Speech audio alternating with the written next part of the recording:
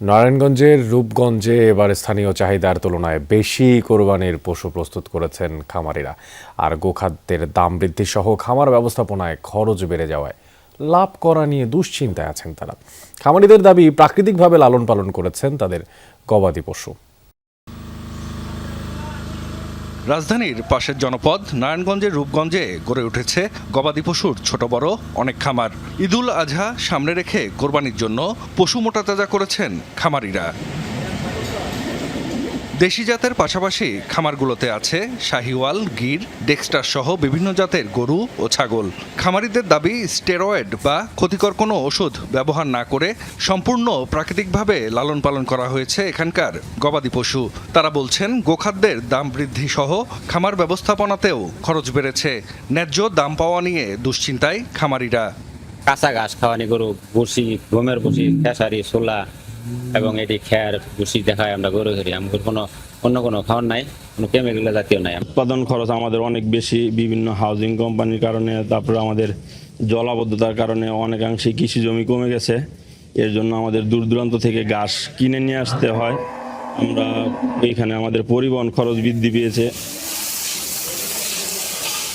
উপজেলা প্রাণী সম্পদ অফিসের হিসাবে কোরবানির জন্য রূপগঞ্জের বিভিন্ন খামারে প্রস্তুত করা হয়েছে প্রায় 18,500 পশু, যা স্থানীয় চাহিদার তুলনায় 1,500 বেশি। শেষ মুহূর্তে পার্শ্ববর্তী দেশ থেকে অবৈধ পথে গরু আসলে বড় ধরনের লোকসানের শঙ্কা খামারিদের। যদি ইন্ডিয়ান যে গরুগুলা ওগুলা যদি আমাদের বাংলাদেশে অবৈধভাবে না আসে, তাহলে আশা করি আমাদের যে দেশীয় গরু আছে ওগুলার বাজার মূল্য খুব ভালো যাবে। খাবারের যে খরচটাই বেশি, এইটাকে যদি একটু কমিয়ে নিয়ে আসা যায়, তো আমাদের গ্রাহকদের আমরা তুলনামূলক কম মূল্যে কোরবানির গরু সরবরাহ করতে পারি। উপজেলা প্রাণী সম্পদ কর্মকর্তা বলছেন, গবাদি পশু মোটাতাজাকরণে ক্ষতিকর ওষুধের ব্যবহার ঠেকাতে সজাগ ছিলেন তারা। প্রাকৃতিকভাবে পশু লালন পালনে খামারিদের প্রশিক্ষণও দেয়া হয়।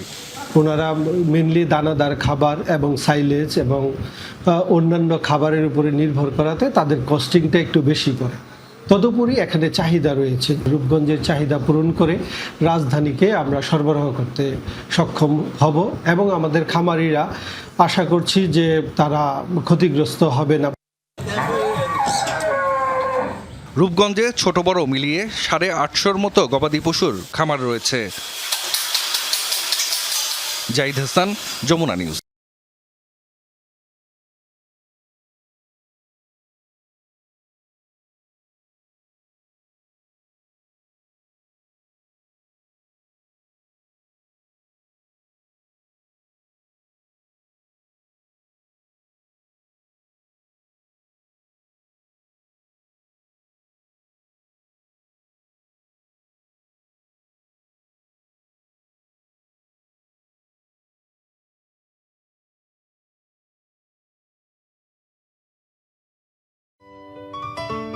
সিলন টি রপ্তানিতে শীর্ষে।